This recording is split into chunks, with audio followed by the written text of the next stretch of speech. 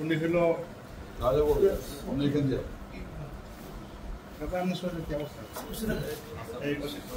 ফরাজি সাহেব হলো উনি কথা সাহিত্যিক, লেখক, অনেক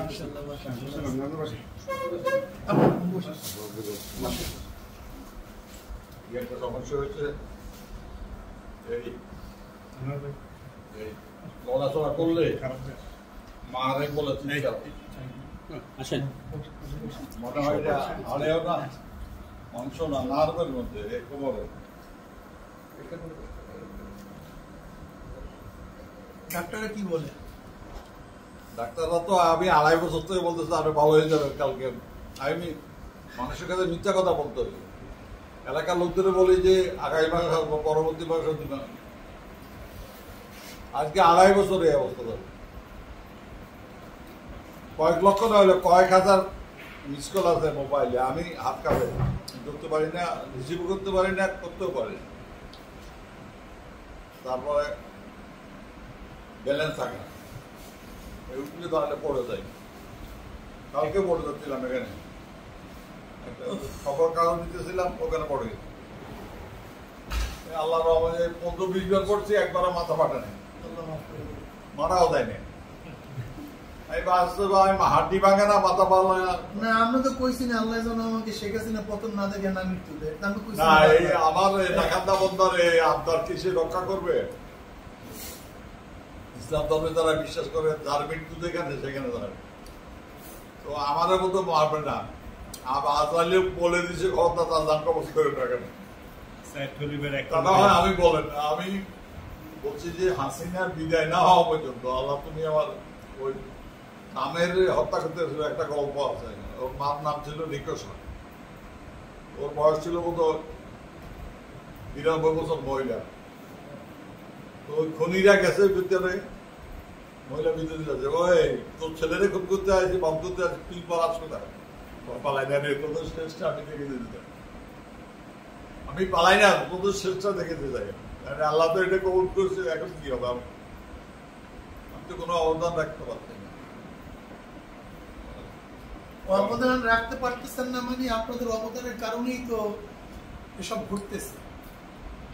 যে কোনো আন্দোলনের কারণটাই আজকে সোনামুড়িতে একজন আছে, রামমুড়িতে একজন পুলিশ চাকরি করে। এই সরকার সবচেয়ে ব্যতিব্যস্ত আছে পুলিশ নিয়ে। হাসিনা যত না আর্মির উপর ডিপেন্ড করছে, ভোট কাটা থেকে শুরু সব অবকর্ম করছে পুলিশ দিয়ে। মানুষ খুবরা লাশ পোড়ায় দেওয়া সব করছে পুলিশ দিয়ে। এদেরকে তো আল্লাহ তাআলা ক্ষমা করবে কিনা আমি জানি না। সে বলছে আমার কাছে চাইলে, কিন্তু এরা ডাকান্দা, এরা মানুষ না, মানুষের ইয়েতে পড়ে না, এরা মানুষের ক্যাটাগরিতে পড়ে না। এরা মানুষ, মানুষের আল্লাহর সৃষ্টি বন্দারে পোড়ায় দেয়। তারা কি মানুষ না? শিশু আকাশ থেকে গুলি করে এই 14টার মতো শিশু মারছে।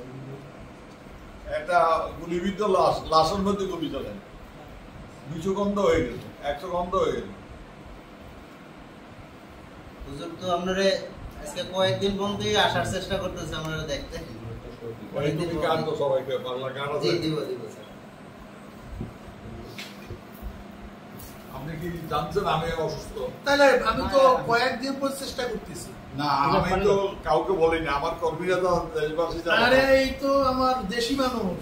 হ্যাঁ, আমরা বরিশালে আমাদের এই একদম আরো একজন দুজন। তো আমি তো জিজ্ঞাসা করলে বলি যে ভালো আছে।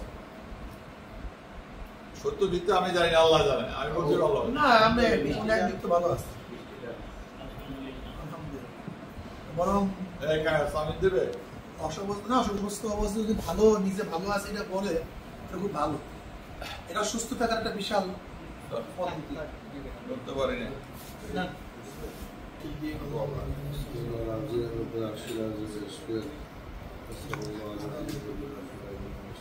যতক্ষণ পর্যন্ত সমাজের সকল অংশের মানুষের প্রতিনিধিত্ব না হবে, ততক্ষণ দেশে শান্তি হবে না।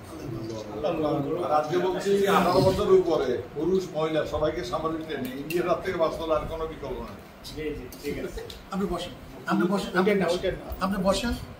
মুক্তিযুদ্ধের সময় আমাদের ছেলেরা মাল কোষা খায়, এই লুঙ্গি করা, কোষ মারা, এই এক বুক পানির মধ্যে রাইফেল হাতে দাঁড়ায় থাকে। বিদেশি এক মহিলা সাংবাদিক বলো, এরা কারা? মালহোত্রা ছিল ইন্ডিয়ান আর্মির চিফ, আমার সাথে সাঁতার প্রতিযোগিতা পারে নাই।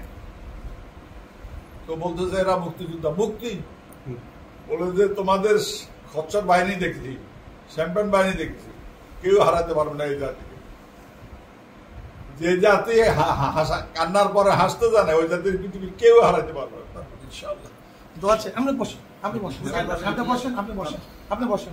আর আপনারা কাছে কাছে রাখবেন, এটা পরে যায়, এটা পরে আল্লাহ পাক না করুক।